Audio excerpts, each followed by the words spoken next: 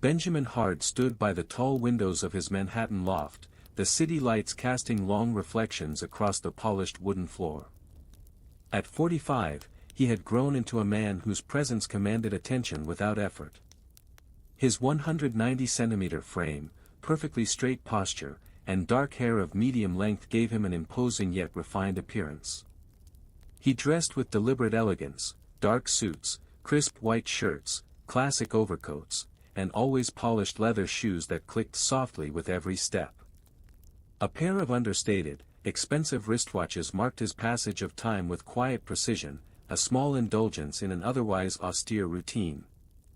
Benjamin's eyes, gray-blue and sharp, missed nothing. He had a mind that worked like a complex machine, capable of reconstructing events from fragments of evidence, subtle movements, and faint traces left behind. He didn't possess a photographic memory, but his mind wove clues into near-complete pictures of what had happened in the past.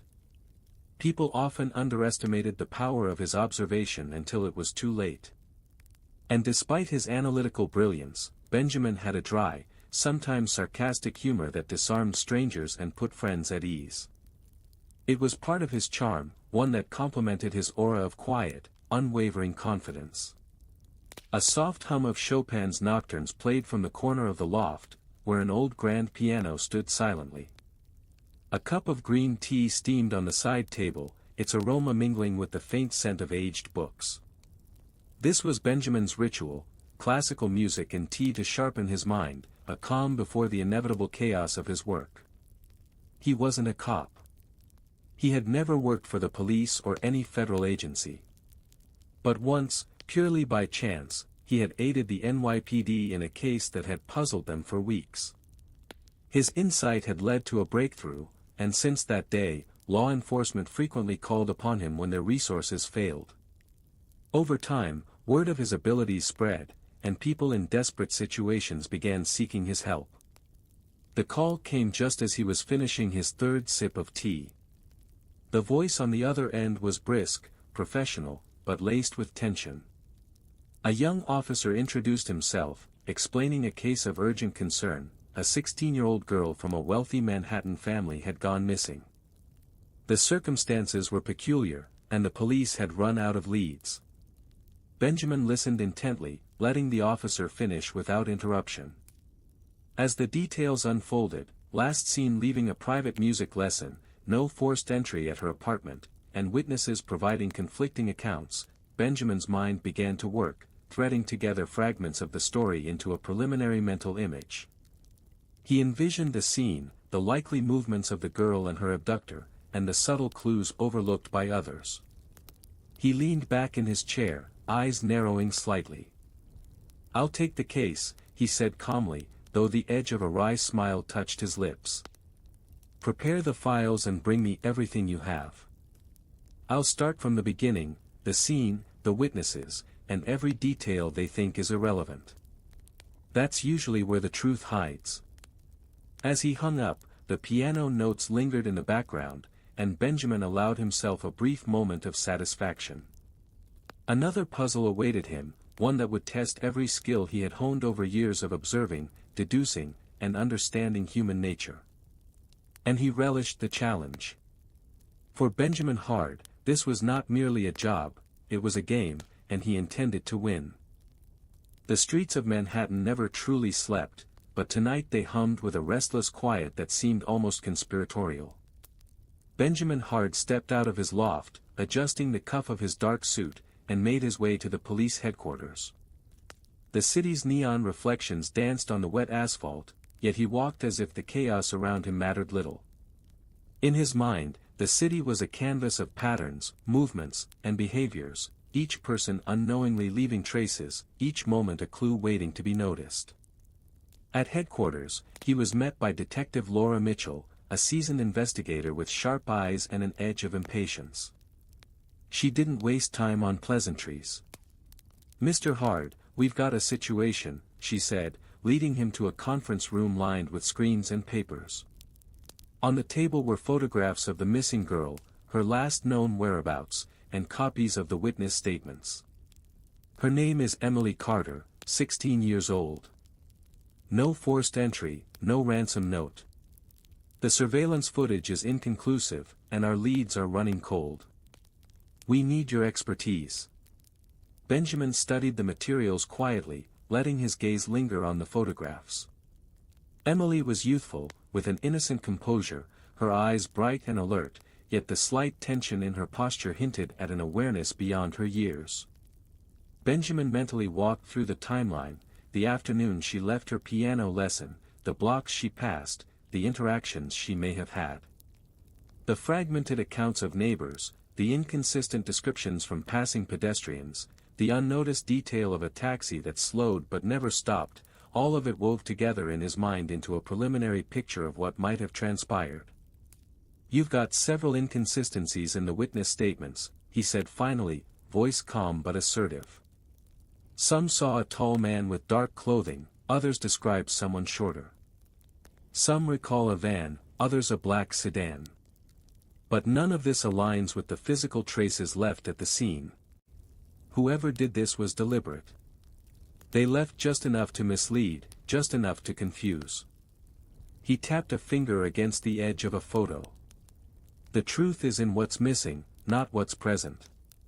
Detective Mitchell raised an eyebrow.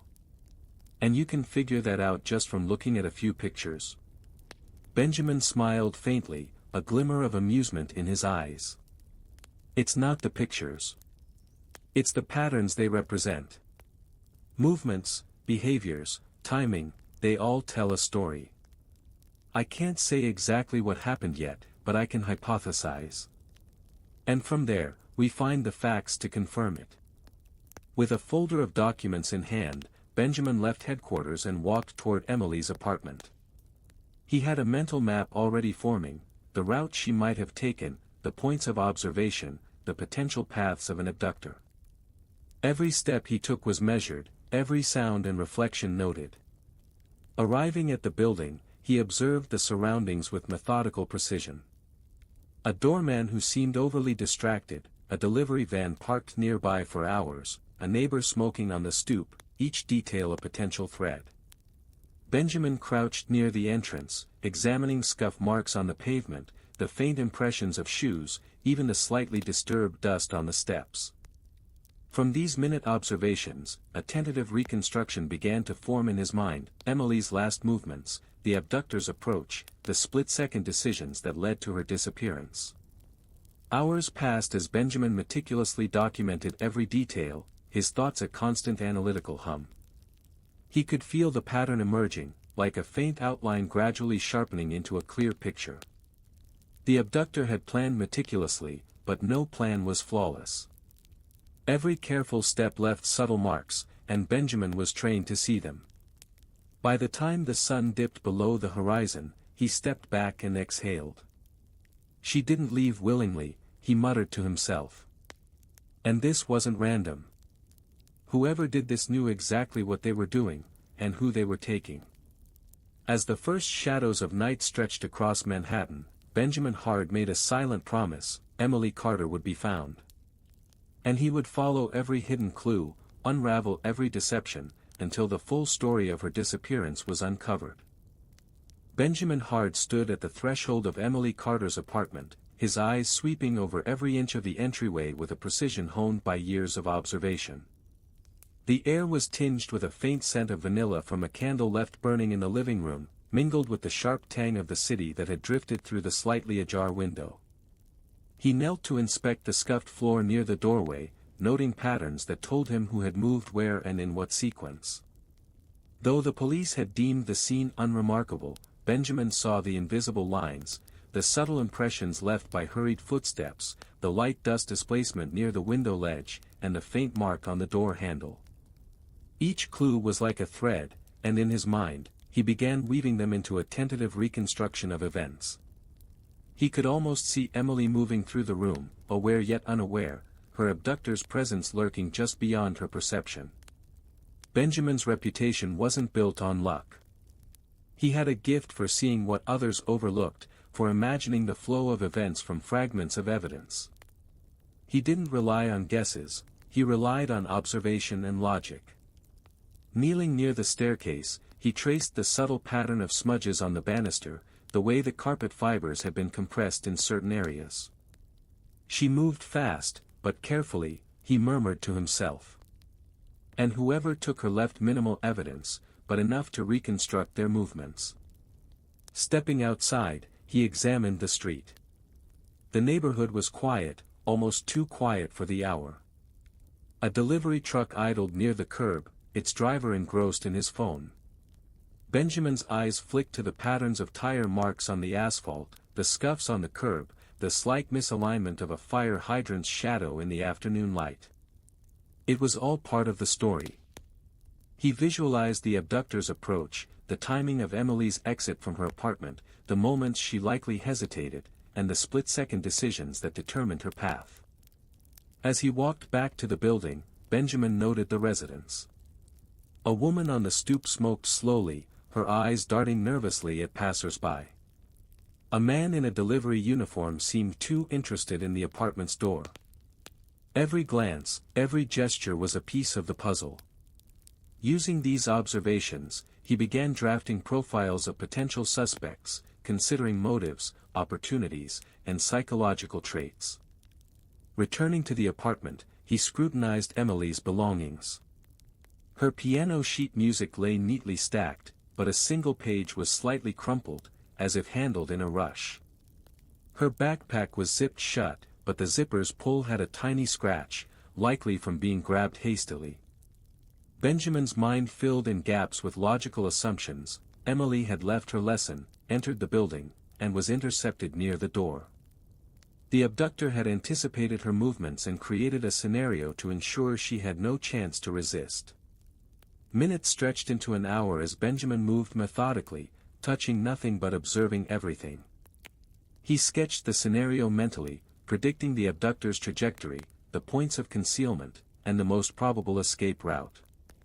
His conclusions were provisional, subject to confirmation, but they gave him a framework to begin the investigation. By dusk, Benjamin stepped onto the sidewalk and looked back at the apartment. The scene was quiet now, but in his mind, it was alive. He could see Emily's last moments, the precise way the abductor manipulated the environment, the small missteps that would later become evidence. This wasn't random, he said quietly. Someone knew her, or at least knew exactly where she'd be. And they expected us to miss the details. Benjamin's reputation had been forged on cases like this, complex, carefully orchestrated, with layers of deception. But even by his standards, this case promised to be challenging. He knew that the first hours were critical, and he intended to use every skill he had to reconstruct the events, understand the abductor, and find Emily before time ran out. As night fell over Manhattan, Benjamin Hard walked back to his car, his mind already racing ahead. Each clue, each observation, each subtle pattern would guide him. The city was full of stories, and tonight, it whispered a dangerous one, but he was ready to listen, and even more prepared to act. Benjamin Hard sat in his car parked a few blocks from the Carter residence, the low hum of Manhattan traffic around him. He sipped his green tea slowly, allowing the warmth to settle, and let his mind wander over the evidence collected so far. Emily Carter's disappearance was meticulous, precise, and deeply personal. That much was clear from the pattern he had begun to reconstruct.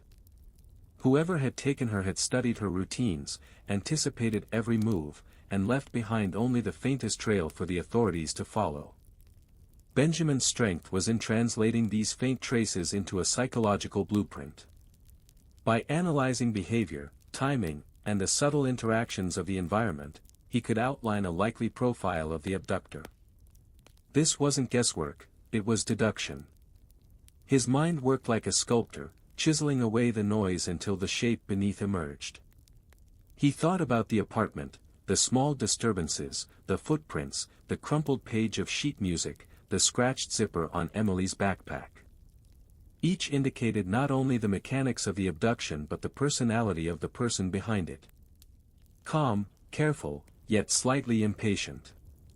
Someone who planned in detail but allowed a single variable, Emily herself, to remain unpredictable. Benjamin envisioned a tall, physically capable individual, likely accustomed to navigating crowded urban spaces, and possessing enough cunning to evade standard police procedures. Next, he considered the family. The Carters were wealthy, influential, and their social circles provided both motive and opportunity. He pulled out a small notebook and began noting relationships, recent transactions, and business disputes that could have created enemies. Benjamin had learned long ago that in cases like this, the environment often contained the perpetrator's fingerprints, even when the criminal thought otherwise.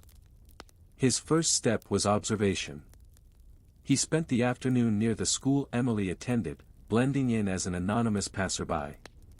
Parents and teachers came and went, some genuinely concerned, others seemingly indifferent. Benjamin's sharp eyes picked up subtle behaviors: a man lingering just outside the gate a little too long, a delivery van parked suspiciously on a side street, and a woman who seemed to be following the routine of the students' comings and goings. Each movement was catalogued mentally.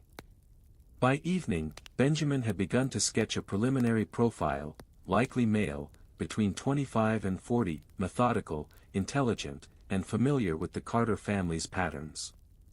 He also noted emotional tendencies: calculated, possibly narcissistic, with a need to assert control. The abductor had confidence, but Benjamin sensed overconfidence. There was a mistake waiting to be made, a detail he could exploit. Returning to his loft, Benjamin spread out his notes. The sketches, photographs, witness statements, and observations formed a mosaic. He didn't have answers yet, but he had a framework, a map of possibilities, potential suspects, and behavioral tendencies. He could imagine the abductor moving through the city, choosing paths to minimize exposure, calculating timing to perfection. He could almost see the sequence of events that led to Emily's disappearance. A faint smile tugged at Benjamin's lips. This was his element: reconstructing the unseen, predicting the moves of someone trying to stay one step ahead. He poured another cup of green tea and let the classical music drift through the room. The notes floated over the scattered papers, weaving a sense of calm over the chaos. He was beginning to see patterns emerge. Connections that others missed. A subtle network of opportunities and vulnerabilities. And somewhere within that network, the abductor's confidence would meet Benjamin's observation. Benjamin Hard knew that the next hours would be crucial. Every decision, every step, every overlooked detail could tilt the balance. And he was ready. Emily Carter would not remain missing, not while he could think, observe, and deduce. Manhattan stretched outside his window, alive with lights and secrets. And tonight, Benjamin was determined to uncover one of its most dangerous. The following morning, Manhattan was restless, the city buzzing with a rhythm that never paused. Benjamin Hard walked the streets near Emily Carter's apartment, his eyes scanning every corner, every shadow, every passerby. He had been processing the data, reconstructing the sequence of events in his mind, and now he sought tangible signs, subtle clues that could confirm or refute his assumptions. As he moved along the sidewalk, his attention caught on a series of small, almost imperceptible anomalies. A discarded glove lying half-hidden near a fire escape, a smudge on a lamppost, the faint odor of cheap cologne lingering near the stoop. Each piece was insignificant on its own, but to Benjamin, they formed threads in a web. He imagined the movements of the abductor, how they approached, how they manipulated the environment, how they controlled Emily's trajectory without leaving obvious evidence. Returning to the apartment building, Benjamin observed the residence again. A doorman seemed unusually nervous, shifting weight from one foot to the other, avoiding eye contact. Across the street, a delivery man lingered, checking his phone but glancing repeatedly at the building's entrance. Benjamin noted every micro-expression, every subtle gesture, mentally cataloging who might be trustworthy and who might be hiding something. By midday, a courier arrived at his loft with a small envelope. Inside was a cryptic note: "You're looking too closely. Stop or she disappears." Benjamin's eyes narrowed. The handwriting was deliberate, careful, almost playful, a taunt from someone confident in their control. He allowed himself a brief smirk, more amused than intimidated. The message confirmed what he had already suspected: the abductor was aware of his investigation and was testing him, trying to distract and intimidate. Benjamin returned to the apartment, more vigilant than ever. He noted that someone had moved objects in the lobby, small adjustments, likely intended to mislead any casual observer. But Benjamin noticed them. A pattern emerged, revealing the abductor's methods: deliberate, careful, but with an overconfidence that left subtle traces. He spent hours retracing the likely path of Emily's abductor. Using his skill at reconstructing events, he visualized the sequence: Emily exiting her apartment, hesitation at the door, a brief encounter with someone unknown, the swift movement to a nearby vehicle. Each detail fit into the narrative his mind had been assembling. He could almost feel the tension in the abductor's calculated approach, the precise timing that allowed them to remain unseen. As the sun dipped toward the horizon, Benjamin stepped back, surveying the scene from a distance. He saw the city as he always did, a living, breathing puzzle. Every vehicle, every passerby, every flicker of light could contain meaning. And somewhere within that complexity, the abductor had left a trail, intentionally, unintentionally, or both. Benjamin would find it. Returning to his loft, he laid out his notes, cross-referencing observations with the details of the cryptic message. Patterns were emerging, faint but discernible. The abductor was intelligent, but Benjamin's mind was sharper, capable of predicting moves before they occurred. He would use the next hours to set the framework, anticipate the next signals, and prepare for the confrontation that was inevitable. Pouring another cup of green tea, Benjamin allowed the classical music to fill the room. Chopin's notes provided a rhythm to his thoughts, a calm undercurrent to the storm that awaited him outside. He smiled faintly at the thought of the abductor underestimating him. Most people did. But Benjamin Hard was not most people. He would unravel this case, find Emily, and expose the person behind the disappearance. Manhattan stretched into the night, full of secrets, danger, and opportunity. And Benjamin Hard was ready to chase them all. Night had fallen over Manhattan, but the city never truly slept. Benjamin Hard navigated the dimly lit streets with a purposeful stride, his mind alive with the intricate puzzle that Emily Carter's disappearance had become. The cryptic note from the abductor still lingered in his thoughts. Whoever had sent it was confident, intelligent, and daring. But Benjamin knew one thing: arrogance often led to mistakes, and he intended to watch for every subtle misstep. Returning to the neighborhood surrounding the Carter residence, he began observing the flow of activity, blending seamlessly with the shadows. A woman walked past, glancing repeatedly at a parked black sedan. Benjamin noted the tension in her shoulders and the nervous tap of her fingers against her phone. Across the street, a man lingered by a corner store, eyes constantly scanning the area. Each detail fed into his mental reconstruction of the abductor's tactics: careful, calculating, and deliberate. By midnight, Benjamin had begun to detect a pattern. The abductor wasn't just following a plan, they were engaging in a psychological game, leaving clues designed to taunt and mislead. A discarded glove, the smudge on a lamppost, the cryptic note, each action suggested someone who wanted him to notice, someone testing his observation, patience, and deductive reasoning. Benjamin allowed himself a brief smile. Most people would feel fear or frustration. He felt intrigue. Suddenly, movement caught his attention. From a distance, he saw a figure near the building entrance, crouched as if examining something. Benjamin's instincts kicked in. He observed without being seen, noting the figure's posture, the careful handling of objects, the deliberate scanning of the surroundings. The abductor was present, and he was watching them. The risk was real, but Benjamin thrived on such moments. He began to predict the abductor's next moves, visualizing the sequence of actions that might follow. The person would leave subtle signals, attempt to divert attention, or create false leads. Benjamin could anticipate the timing, the direction, the behavioral nuances. Every micro-decision became a piece of the puzzle. Minutes later, Benjamin discovered a small, carefully folded piece of paper tucked behind a potted plant near the stoop. Unfolding it, he read, "You are closer than you think. Don't interfere." The handwriting was deliberate, controlled, almost mocking. Benjamin's gray-blue eyes narrowed. The abductor was confident, perhaps overconfident, a flaw Benjamin intended to exploit.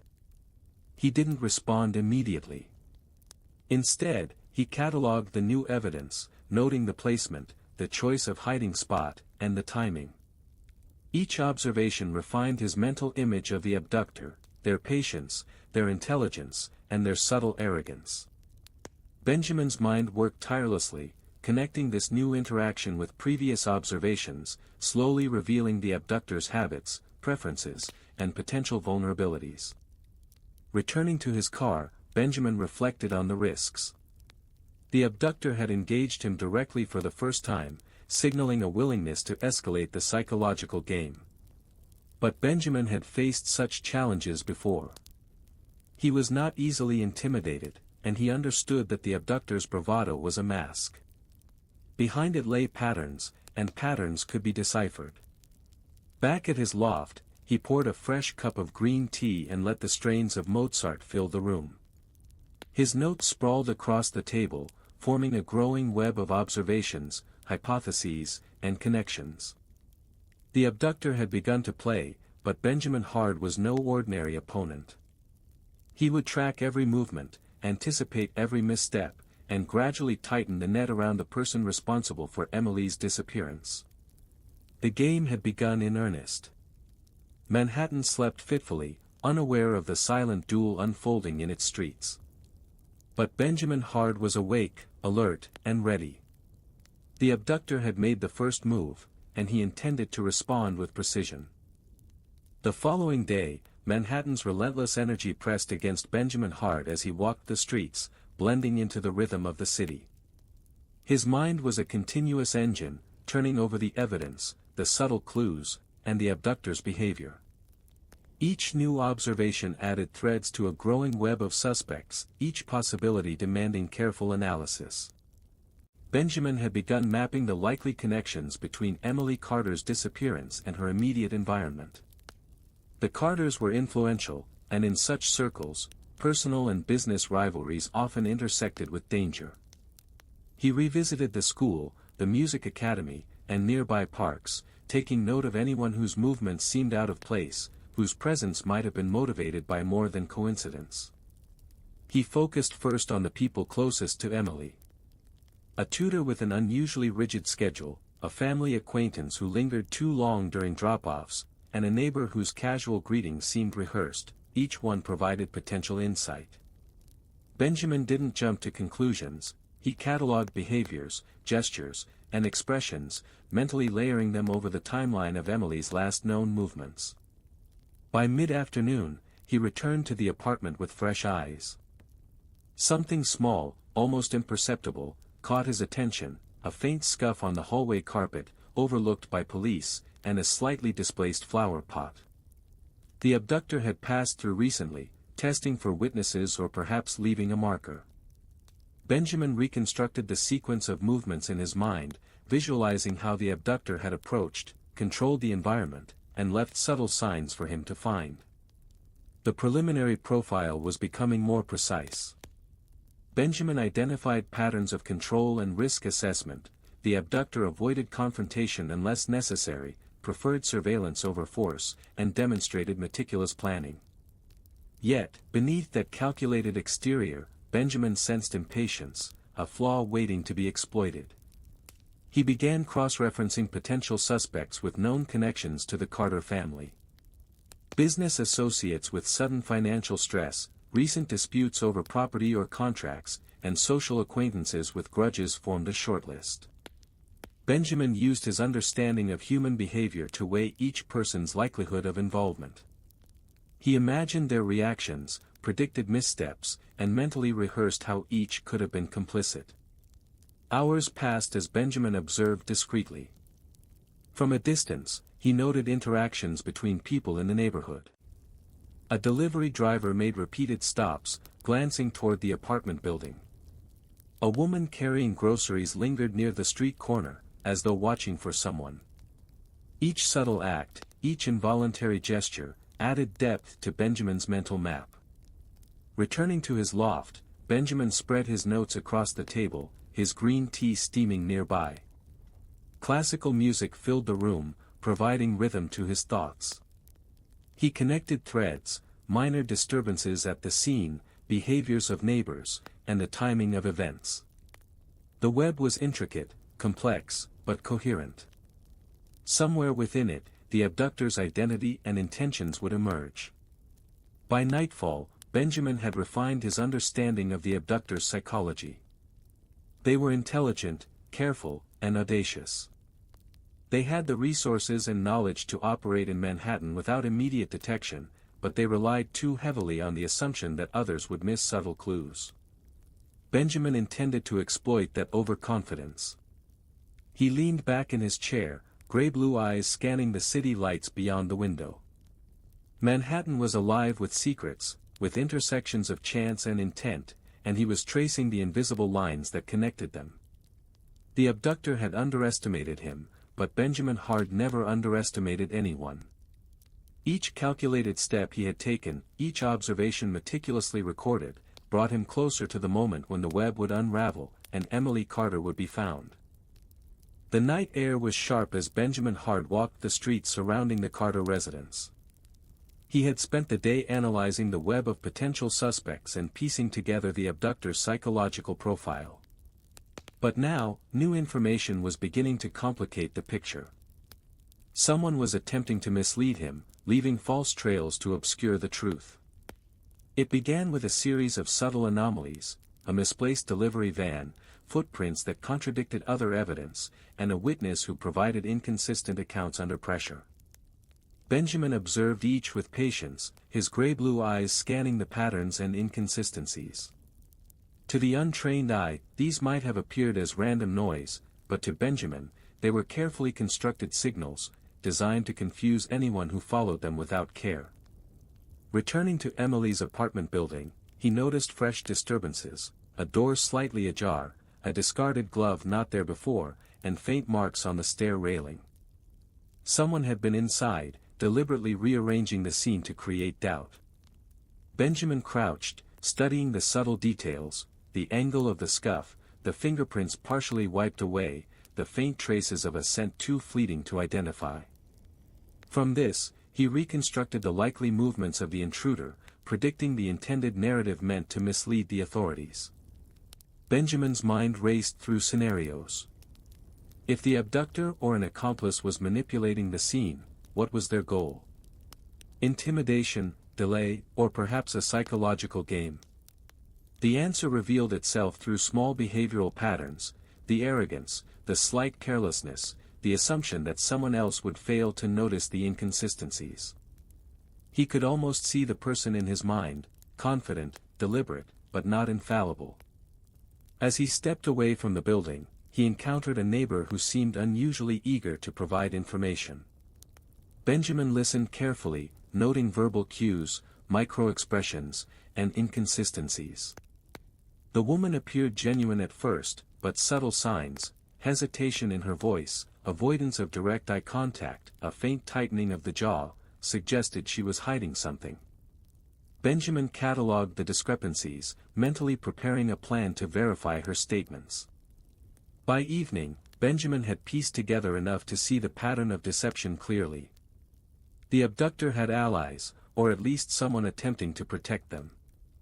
The false leads, while carefully constructed, revealed the same arrogance he had already identified, the belief that clever misdirection could outsmart him. Benjamin knew better. Each deliberate falsehood, each attempted diversion, only sharpened his understanding of the true path. Back in his loft, he spread out the notes, photographs, and sketches of movements, linking every observed anomaly to potential suspects. He reconstructed the timeline, filling gaps with logical inferences, and cross-reference behavioral patterns with known data about the family, their associates, and the neighborhood. The false leads became tools rather than obstacles, each one helping to highlight the abductor's methods and possible vulnerabilities. Pouring a fresh cup of green tea, Benjamin allowed himself a brief moment of satisfaction. The abductor had tried to deceive him, but he had turned their attempts into a roadmap. Classical music filled the loft, each note harmonizing with the clarity of thought he had achieved. He had narrowed the circle of potential suspects and could anticipate their next moves with greater precision. As midnight approached, Benjamin Hart prepared for the next phase. The abductor's overconfidence was their weakness, and he intended to exploit it. Emily Carter's disappearance had become a high-stakes game, but Benjamin had always excelled where others failed. Manhattan was filled with shadows, but in those shadows, he saw opportunity, clarity, and the path to the truth. Benjamin Hart sat in his loft, the dim glow of Manhattan lights spilling across the scattered notes and photographs on his desk. The classical music played softly, yet his mind was a storm of analysis. Every clue, every anomaly, every false lead had been meticulously catalogued and analyzed. The picture was finally coming into focus. The abductor was no longer an abstract threat but a person whose habits, motivations, and psychology Benjamin could trace.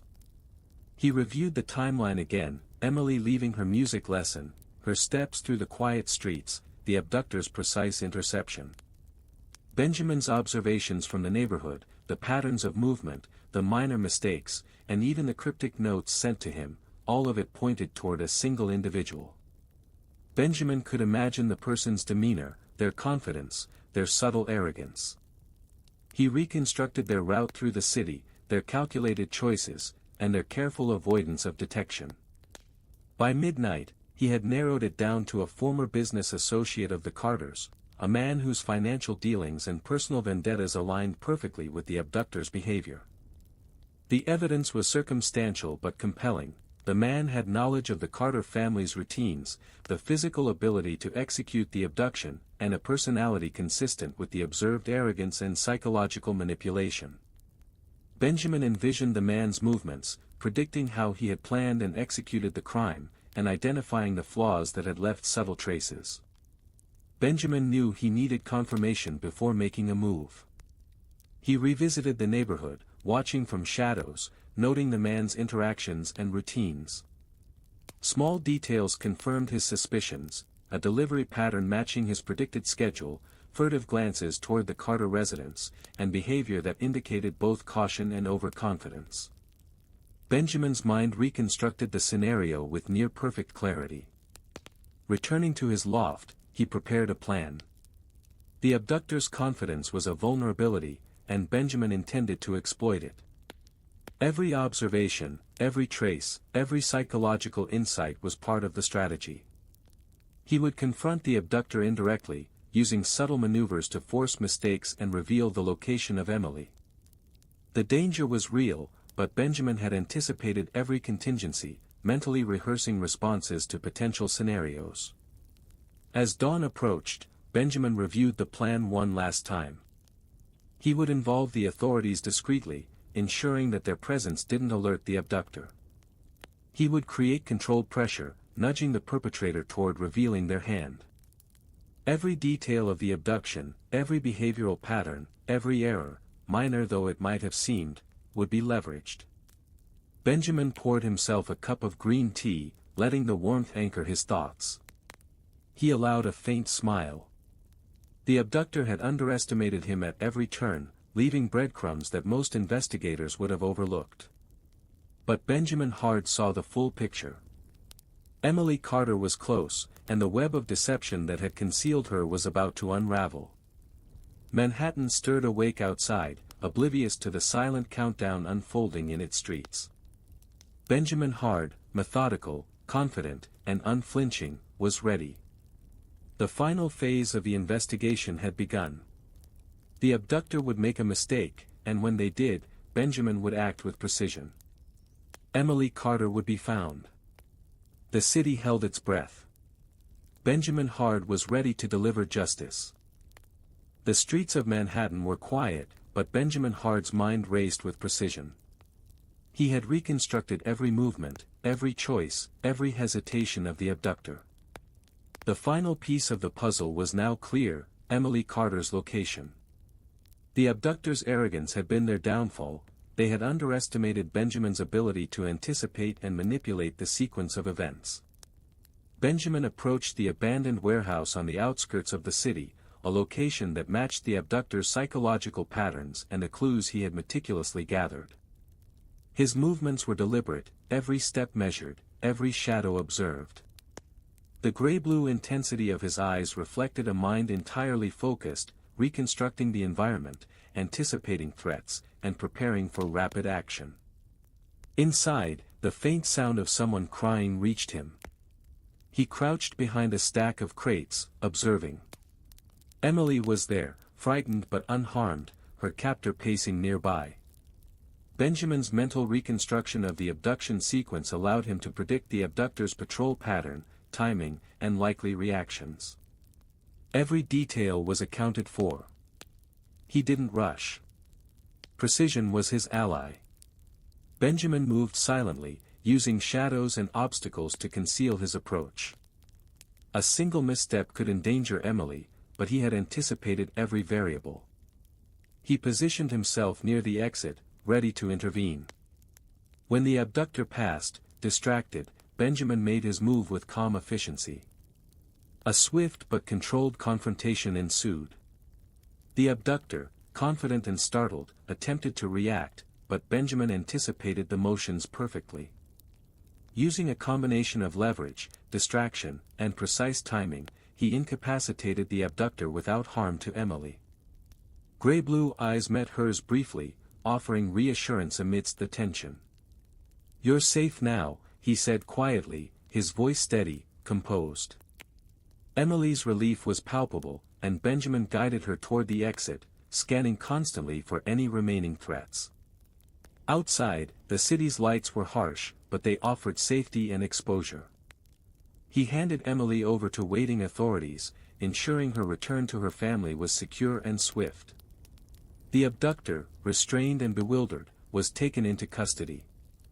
Back at his loft, Benjamin poured himself a cup of green tea, the classical music soothing the tension that had held him taut for hours. He allowed himself a moment of reflection. Each observation, every analysis, and every reconstruction had led to this moment. Emily was safe. The abductor's deception and arrogance had been dismantled by careful, deliberate reasoning. Manhattan resumed its rhythm outside, oblivious to the intricate game that had just concluded within its shadows. Benjamin Hard, calm, confident, and ever watchful, sat back in his chair. The city would always present new puzzles, new challenges, new mysteries. And he would face them all with the same unwavering focus, dry humor, and analytical precision that had made him one of the most formidable detectives the city had ever known. The night settled into quiet. The case was closed. Emily Carter was safe. And Benjamin Hard, as always, was ready for the next challenge.